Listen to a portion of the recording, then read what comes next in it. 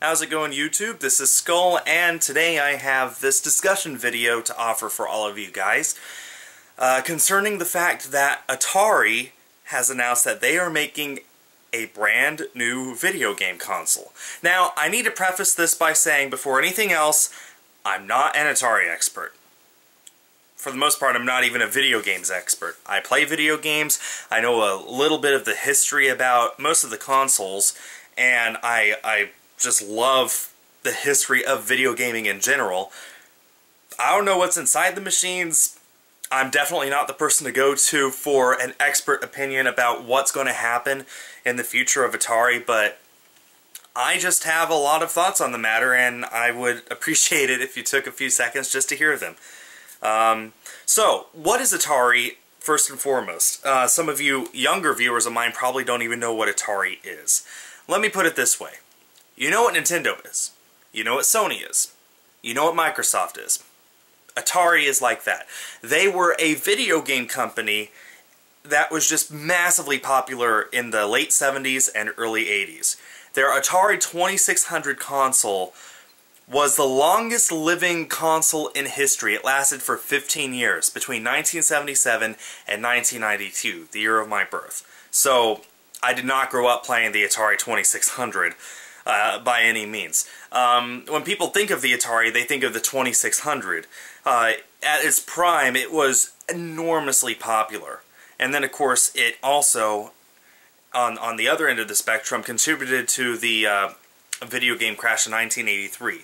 And I think even if you don't know what that means, you'll at least look at this cartridge of E.T. the Extraterrestrial and get an idea of what I'm talking about.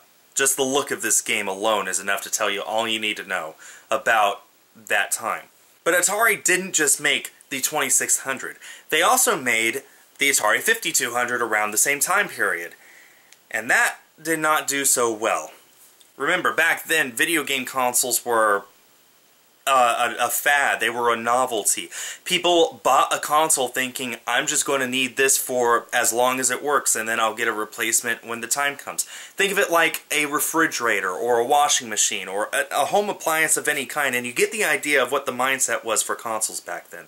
Now we're used to replacing them whenever a new generation comes out. Back then, that thought didn't exist. So people who had a 2600 didn't think of upgrading to a 5200, so it sold poorly.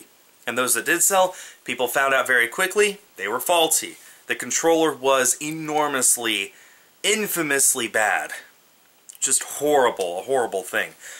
And in fact, the 5200 is so infamous. Right now, at my local game store, they have a 5200 for sale. They've had it on the shelf for over 3 months. I've gone in there every week for the past 3 months and it's still there, because no one wants it. If I had the money, I might consider getting it, although if I did, I don't know what I would do with it. It's not like it will work for that long before I have to take the time to clean it and repair it. It is just a horrible machine. Then, they made the 7800. The Atari 7800, which came out around the same time as the Nintendo Entertainment System and the Sega Master System, so it didn't do as well. It was a lot better than the 5200, but by then most people forgot Atari even existed, much less cared about getting their most up-to-date console. And finally, they made the Atari Jaguar, in conjunction with the Atari Jaguar CD. It was supposed to be the first 64-bit console, and it came out before the N64 and the PlayStation, for example, so they really wanted to be ahead of their time, and in some ways it was, but for the most part the Jaguar was just very difficult to program, very hard to utilize it and to program it in such a way as to take advantage of every single thing that it offered. So the Jaguar was hard to program, and people just didn't want one because they had all the game consoles they wanted. So that was the last time Atari made a console, was the Jaguar CD, which was an add-on to the Jaguar. And for the record, the CD doesn't work that well. So now here we are. I believe the Jaguar and Jaguar CD were discontinued in 1996. 21 years ago. And then at E3 this year, they just had a video detailing that they are working on a brand new video game console. Not a throwback. We're not talking about something like the NES Mini, which plays old games on current systems. No, we're talking about a brand new console that is meant to compete with the PlayStation 4 and the Xbox One and the Nintendo Switch. Codename Atari Box. Whether that'll be its final name or not, I don't know. In some ways, that sort of reminds me of the Steam Machine, which was meant to be this cutting-edge console that could take advantage of your Steam library, let you play whatever games you wanted, all on your TV. Who is that marketed to?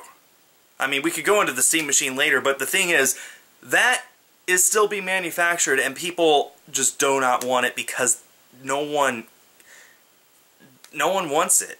There's no place for something like that when we have something like the Nintendo Switch, which lets us take our games on the go, and the PlayStation and the Xbox, which lets us play high-definition stuff on our TV. And then if you're into PC gaming, you have a gaming PC. So Steam Machine just sort of blip.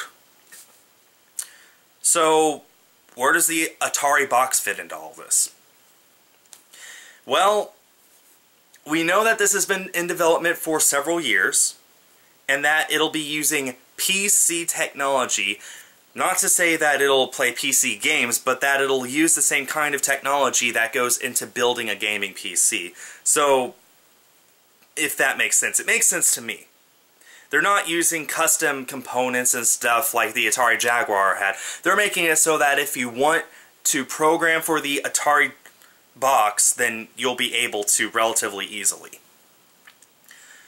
So we know that, and we know that it's a brand new console, and that, well, that's basically it. If you go to AtariBox.com, you can sign up for a newsletter to get information about the Atari box as it comes out. Again, it could just be a code name, like the Switch was the Nintendo NX, and the Xbox One X was the Xbox One Scorpio, etc. You get the idea. So the Atari box could just be a codename for the Atari, I don't know, Big Cat, Cheetah, Atari Cheetah, let's call it that. Whatever it is, Atari really wants to get back into the gaming industry. I think I speak for most everyone when I say, cool, but I don't think it'll do well. And here's why. It's already pretty full. If you want your games, you have a PlayStation already, you have an Xbox already, and those just got huge upgrades. There's the PS4 Pro, there's the Xbox One X, true 4K, and it lets you play 4K Blu-rays and all that stuff. And if you want Nintendo games and you want to take your games on the go, you got the Nintendo Switch. What can the Atari possibly offer that is a unique gaming experience? I mean, obviously there's stuff like console exclusives, and I'm sure in order to do at least somewhat well, Atari will need to make console exclusives. Oh man, just the thought of Atari being a contender in the current generation just blows my mind. They haven't been since before I knew my alphabet. That just blows my mind.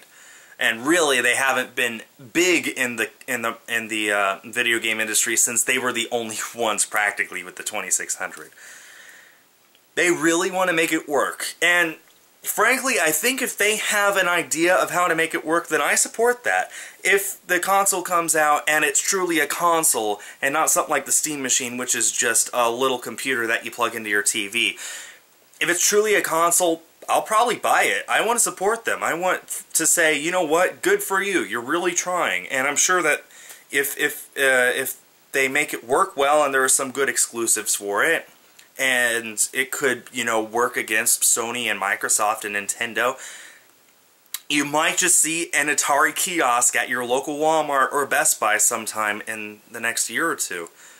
That just blows my mind. Just thinking about it. I mean, the last time Atari had a console out there, it was competing with the Super NES and, what, the Sega CD? Maybe the 32X, definitely not the Saturn and the N64 and the PlayStation. Wow, I mean, do you think it'll do well?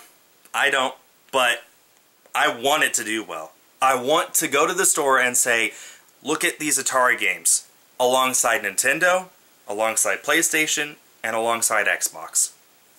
I want to say that. I want to see that. I guess we'll see if it happens. My thing is, I really think that you would need to be a big company like Amazon, or Apple, or Disney to make a console that could really compete nowadays. You need to have your viewer base, you need to have your fan base already preset in order to do well. Atari's fan base, you know what most of them are? They're people that are older than I am. I'm 25.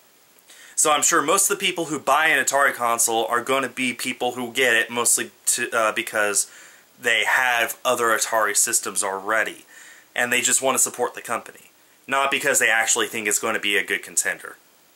I could be wrong. It could overthrow all the other gaming companies and just bury them in the ground. I doubt it will. It could happen. I want to hear what your thoughts are on this. And also let me know if you even know what Atari is before you watch this video. Just remember, this exists. That's all I gotta say. Hi everyone, this is Skul. If you liked the video, please leave a like and consider subscribing. If you're already subscribed, hit that little bell so you get notifications whenever I upload a new video. That does it for now. Thanks for watching, and stay tuned for more.